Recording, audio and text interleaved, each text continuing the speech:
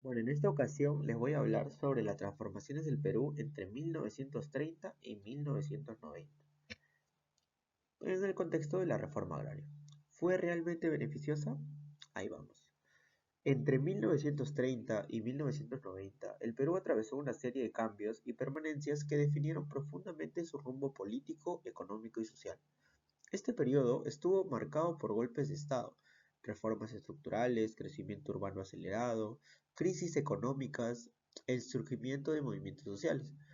Uno de los eventos más significativos fue la reforma agraria de 1969, impulsada por el gobierno militar de Juan Velasco Alvarado. Esta reforma prometía justicia social al redistribuir la tierra a los campesinos y acabar con siglos de dominio terrateniente.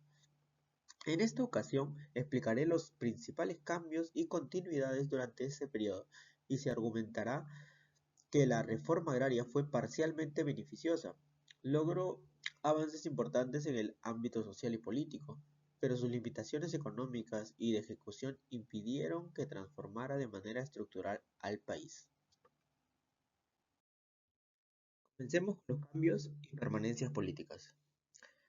Desde 1930, el Perú vivió una marcada inestabilidad política. Se sucedieron golpes de Estado, como los de Sánchez Serrón, Odría y Velasco, gobiernos militares y breves periodos democráticos. Un cambio importante fue la intención del régimen de Velasco Alvarado de dar voz política a los sectores campesinos e indígenas tradicionalmente excluidos. Sin embargo, una permanencia clara fue el centralismo, ya que Lima siguió centrando el poder político y económico del país. Desde un punto de vista político, la reforma agraria fue beneficiosa en la medida en que debilitó el poder oligárquico y reconoció a los campesinos como actores políticos. Se impulsó la formación de organizaciones comunales y sindicales, lo cual dio visibilidad a los sectores populares. No obstante, este avance fue limitado por el carácter autoritario del régimen, que no permitió una participación democrática real ni construyó instituciones sólidas que garantizaran la sostenibilidad del proceso. Ahora hablaremos sobre los cambios y permanencias económicas. Durante este periodo, el Perú intentó pasar de una economía basada en la exportación de materias primas hacia una industrialización orientada al mercado interno. En los años 50 y 60 se promovieron políticas de sustitución de importaciones y durante el gobierno de Velasco se estatizaron empresas y se intentó transformar el agro mediante la reforma agraria. Sin embargo, el país mantuvo su dependencia de productos primarios, la desigualdad en la distribución de la riqueza y un sistema económico vulnerable a la crisis externa. Económicamente, la reforma agraria tuvo buenas intenciones, pero resultados limitados. Si bien eliminó el latifundismo improductivo, muchas tierras redistribuidas fueron administradas por cooperativas o comunidades sin acceso adecuado a financiamiento, asistencia técnica o mercados. Esto causó una caída de la productividad agrícola en algunos casos y no logró modernizar el agro, como se esperaba. La falta de políticas complementarias impidió que los campesinos beneficiarios generaran un desarrollo sostenible. Bueno, vamos a hablar sobre los cambios y permanencias sociales. En el plano social, este periodo vio una movilización creciente de los sectores populares, especialmente campesinos, obreros y pobladores urbanos. También se produjo una masiva migración interna del campo a la ciudad, que transformó la composición demográfica y cultural del país.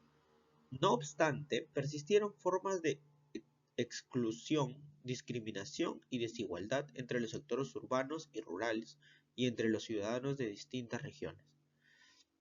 En ese sentido, la reforma agraria fue socialmente transformadora, ya que reconoció a los campesinos como ciudadanos con derechos, devolvió tierras a comunidades indígenas y buscó reparar injusticias históricas.